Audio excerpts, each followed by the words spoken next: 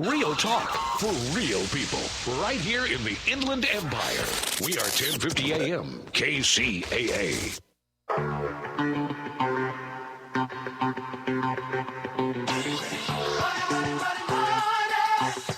Welcome to Money Talk. I'm Jesse Torres. And I'm Aaron Michael Sanchez. All right, Aaron, Wednesday, 4 p.m., another afternoon of Money Talk. You know, I'm so excited for this one. You've got some really interesting entrepreneurs on today's show. Yeah, you know, today we, a lot of times our guests, they sort of come from the same general industry, and it just kind of turns out that way. But today we really have a really nice, diverse cast of guests, and I'm excited because of their diversity. I think we're all going to learn quite a bit today. Yeah, you know, there's so much to learn in business, and when it comes to fashion, there's some things I did not know about fashion that now I'm aware of, and I'm like, oh, like I didn't even realize some clothes come from trees. I didn't realize that. Yeah, absolutely. And so in a few moments, we're going to be speaking with a New York-based designer, and she's going to be sharing with us some of the technology that is now being deployed and deployed specifically in her company to not only make great women's clothing for professionals, but also in a manner that saves on waste, that prevents or minimizes waste. So that's exciting. But later on in the hour, we're going to be speaking with Joe Rogers, who is the founder of Biz Angels, and they've got a real interesting thing going on over there. What they do is they use crowdsourcing from large companies to provide funding to startups and other emerging firms. And so, you know, as we speak to all these entrepreneurs that come by, in many cases, a lot of these are companies that are very new, very cash strapped. You know, they're not, they don't have the level of capital perhaps that they need, especially if they have a big win, and they're always out there hustling. And so we're going to be speaking with Joe Rogers from Biz Angels, and he's going to tell us a little bit about how he is able to bring in crowdsourced dollars from the big players and then redistribute it to the smaller guys. And then we're going to finish the hour with Drew Levitch, who is the founder of an interesting concept, Damn It Dolls.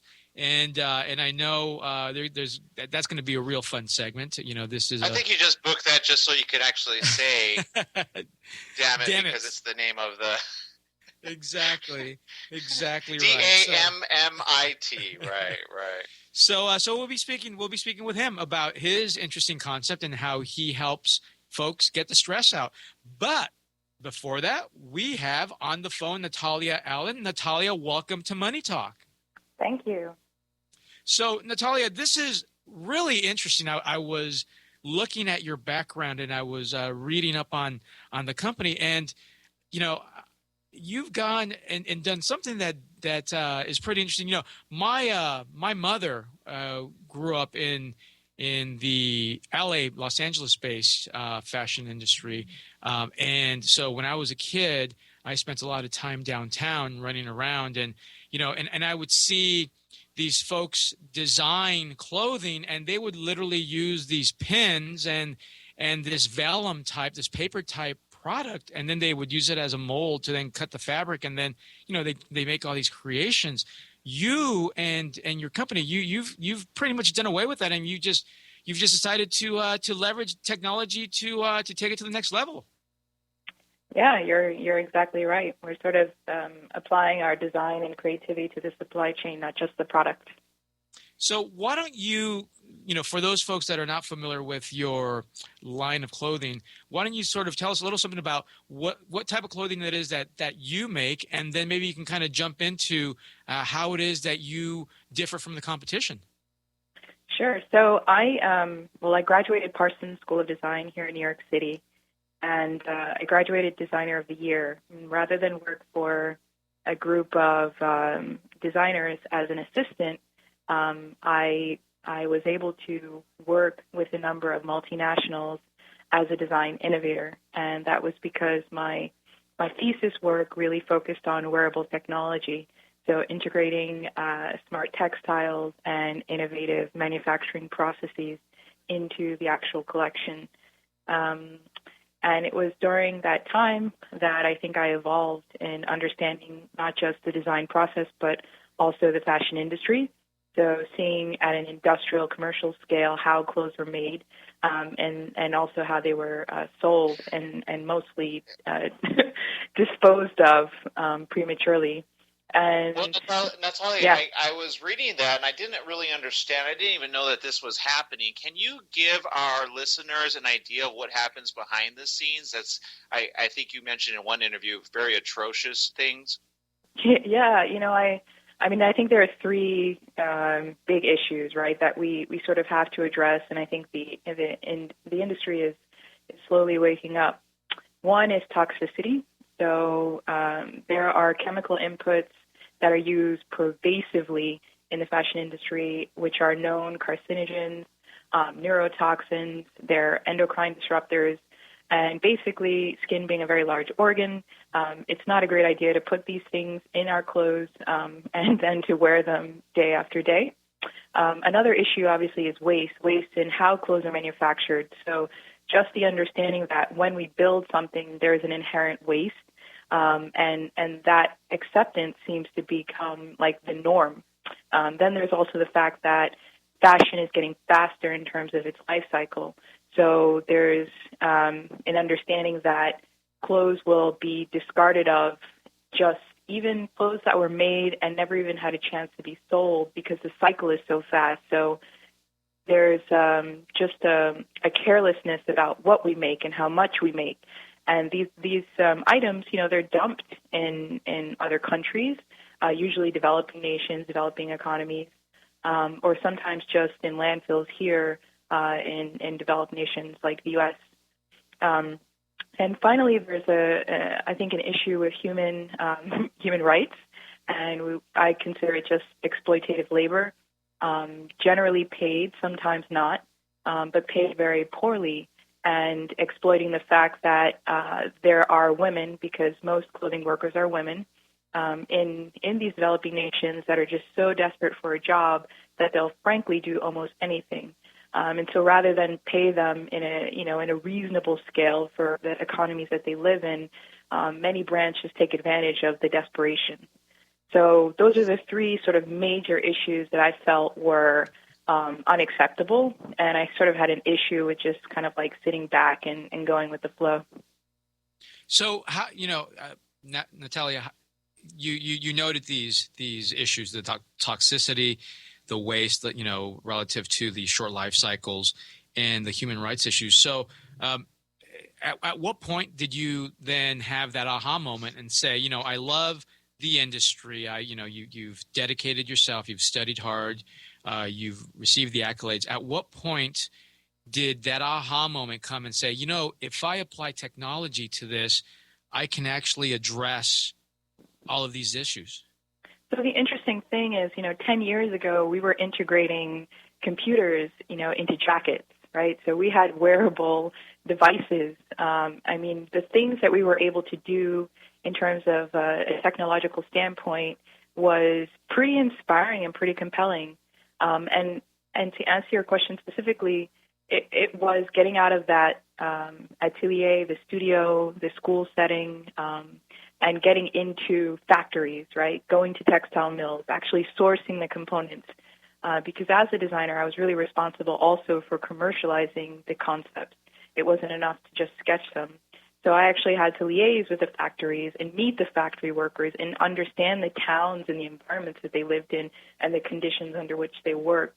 So that for me was the aha moment. That was the inspiration to then apply the same thinking, right? The same creativity, the same ingenuity to making great clothes, but making it in a better way. I want to make a note that you actually have consulted for global brands on their sustainability practices like DuPont, Donna Karan, Calvin Klein. I love Calvin Klein stuff, by the way. But, when it comes to fashion and doing this, I think Jesse and I are both like, well, how come this hasn't been done? And why is it not being done all over? So it's a great question. In my opinion, it's slowly happening. And I would say that one of the largest reasons it's not happening is that the industry, the way in which we know it, was developed over a period of, say, 20 to 30 years. And we can get really specific and in-depth, but I'll try to stay at the surface. Essentially, most things are made most things that were consumed in the U.S. were made in the U.S. From the fibers that were grown in the South to the textiles that were spun in the middle of the country to eventually the shops that you had in places like New York City, which produced most of the nation's clothes, and also L.A., as you pointed out. So we had a very tight-knit, control on the industry, and the U.S., because of our unions and so forth and so on, we had, standards that these corporations had to live by and work by. Around 1980, you started to have the introduction of free trade agreements. And so, the belt was unbuckled, so to speak. And you now have a majority of the industry, over 90%, existing in other countries. And these countries are not at the same level, if you will, in terms of human rights. Their economies are still developing, and thus their social infrastructure is also developing. So now you have this, this free reign for corporations to work within and build within. But more importantly, over that span of time, so now we're talking 20 to 30 years, there has been a tremendous amount of investment, capital investment into, the development of factories, et cetera, in these places. And so it's very difficult, I would think, for a publicly traded company with rigorous demands in the marketplace on a quarterly basis to all of a sudden, within a period of a year, transform sort of these issues that we've discussed. I mean, to change the labor in your organization, I mean, that's a large percentage of the cost of making a good. So if you've become accustomed to paying people next to nothing, then why and how as an organization do you compel your board of directors, your chief executive, your, the other people on deck, that this is something that you must do. So that's more or less my understanding. Yeah, and those are great points, and that's the problem I think that we have in general with innovation within the large organizations is that they feel that they're so vested, they have these huge capital investments, and they feel that if they change things midstream, they're not going to get the bang for their buck at that point. But let's I think what this does, and I think what you've shown with your success early on, is that because these large organizations are less willing to make these significant changes, it opens up an opportunity for innovative and, albeit smaller, but highly innovative organizations such as yours to sort of jump in and fill that need. We've been hearing for the last few years a whole lot about these 3D printers, and on the upside, they can produce and they can make some pretty neat stuff. On the downside, we've heard about them being capable of making things such as guns. I mean, they're so effective.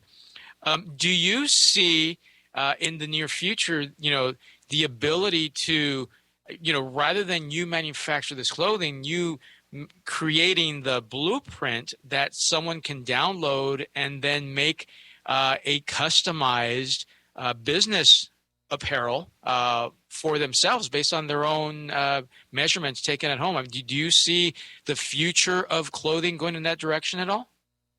Yeah, absolutely. I think, we refer to it as distributed production, and I definitely see clients and the individual person being able to have the option to sort of DIY, do it yourself. And I think that's something that's a little bit of a ways off, but it's certainly on the horizon. Now, okay, you've got women's fashion, but I want to know: are you doing men's fashion with this? Presently, no, but it's not too far off for us. It's something that we'd like to tackle.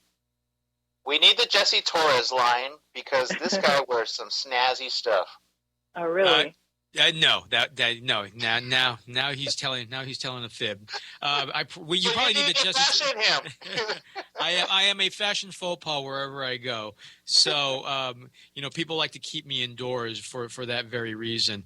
But Natalia, so what do you see as the future for your company? I mean, where do you see yourself going now that you've gone about and implemented this high tech approach? What's the next? What do you see happening next for your company as well as for the industry? Because I'm sure you've, to a large extent, sort of opened some eyes. Yeah, thanks. I think that for my organization, we have a very simple mission. It's to provide a great customer experience and build a great product. And that product assortment will most definitely continue to evolve. And I use the word evolve very purposely because I think that, the pressure on designers to just create more stuff is very real. And just to give you an example, a traditional design house would produce 2 to 3 collections a year, and now it's anywhere from 12 to 30. So I think, growing the business clearly, but growing it in a way that is authentic, to the brand and the principles by which I started it. So that's primary. And I think in terms of the industry, you will definitely continue to see the adoption of technology.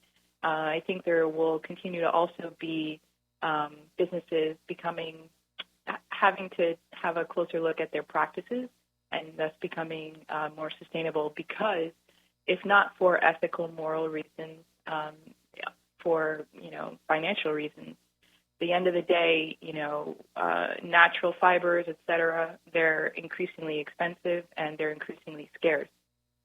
Water, which is, clothing is an extremely water-intensive product, maybe second to industry like building industry and also agriculture, like meat production.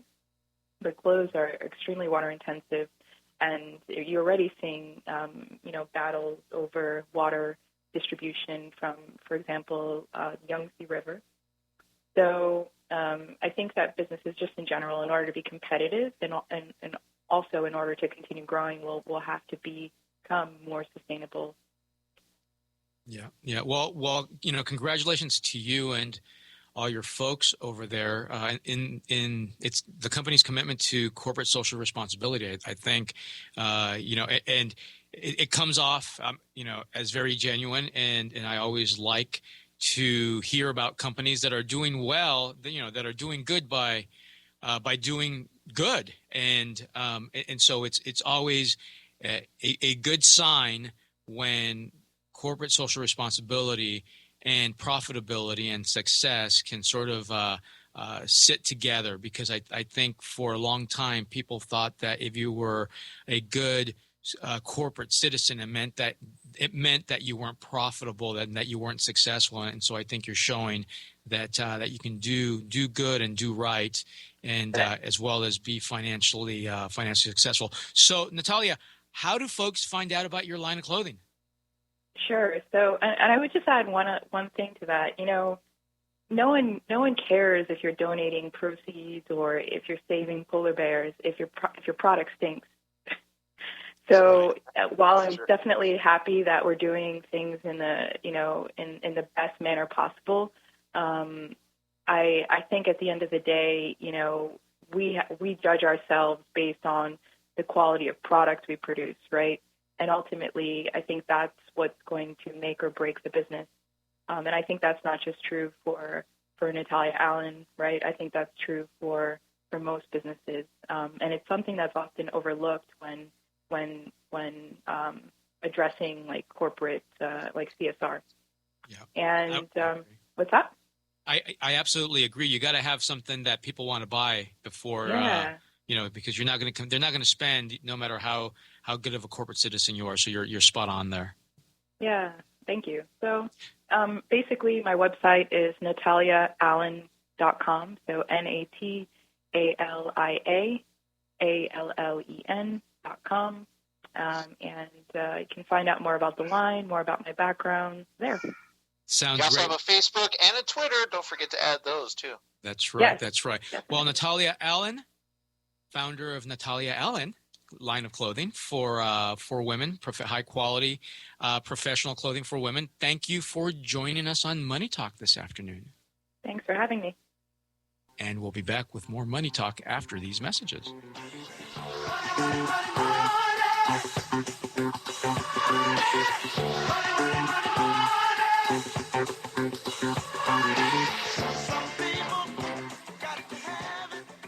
Attention homeowners